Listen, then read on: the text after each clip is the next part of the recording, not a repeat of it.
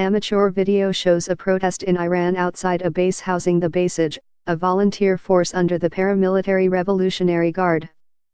This video was taken by an individual not employed by the AP and was obtained by the AP outside of Iran. January 3, Tehran, Iran, AP. Tens of thousands of government supporters took to the streets across Iran on Wednesday as authorities tried to project a sense of stability after a week of protests sparked deadly clashes and calls for the downfall of the Islamic Republic.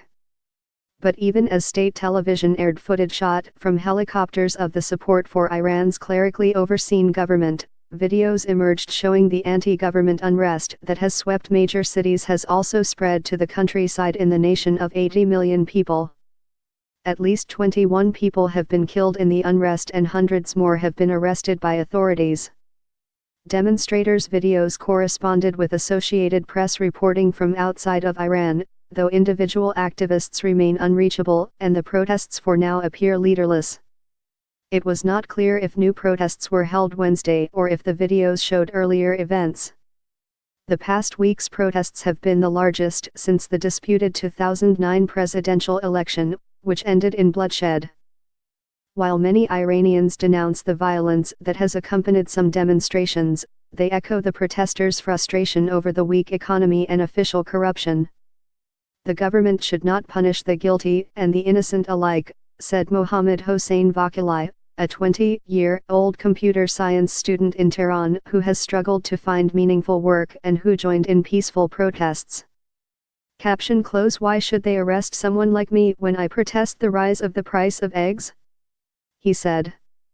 The protests began December 28 in Mashhad, Iran's second largest city and a bastion for hardliners, initially focusing on Iran's flagging economy and rising food prices.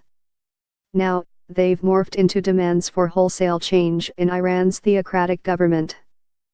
On Wednesday, state TV reported pro-government demonstrations in dozens of cities and towns, including Awaz, the capital of the oil-rich province of Khuzestan, the Kurdish town of Kermanshah in the country's west, and Qom, the religious capital of Shiite Islam in Iran. All those cities have seen protests in recent days. The pro-government crowds included women wearing the all-encompassing black chador, the occasional man in military fatigues, and Shiite clerics wearing black turbans identifying them as descendants of the Prophet Muhammad.